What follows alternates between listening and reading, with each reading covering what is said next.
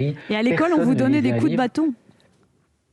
C'est ce que je raconte dans le tome 2, oui. C'était le système scolaire syrien qui avait cours dans Je ce réalise que j'ai eu village. une belle jeunesse quand même, hein, finalement. Et ça donnait de bons écoliers.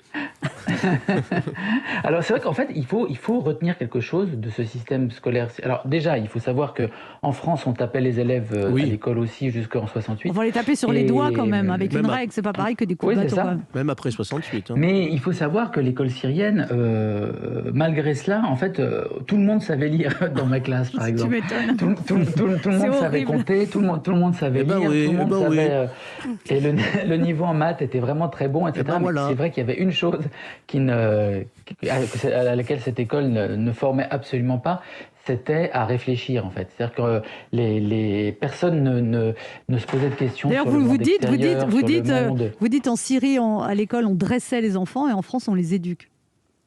Oui, voilà. Moi, c'est vrai que c'est ce que je raconte aussi de par mon expérience d'école française.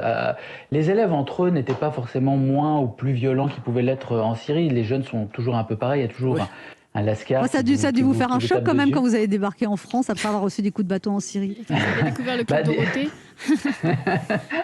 Mais c'est vrai qu'en France, voilà, les professeurs avaient comment dire, à cœur d'essayer d'élever les élèves. Alors, élever dans le sens de les élever par rapport à leur classe sociale.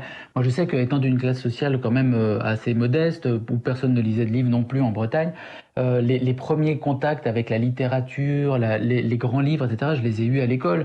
Alors, même si comme tous les jeunes, je trouvais ça très relou de lire Émile Zola ou des choses comme ça, mais ça reste des choses qui nous poursuivent après dans la vie. On y revient, on est en contact avec quelque chose qui faisait pas partie de notre quotidien. Et ça, c'est vraiment exceptionnel, en fait. On s'en rend pas forcément compte quand on pense que c'est quelque chose d'acquis et de normal, mais ça a très peu cours dans le monde entier, en fait.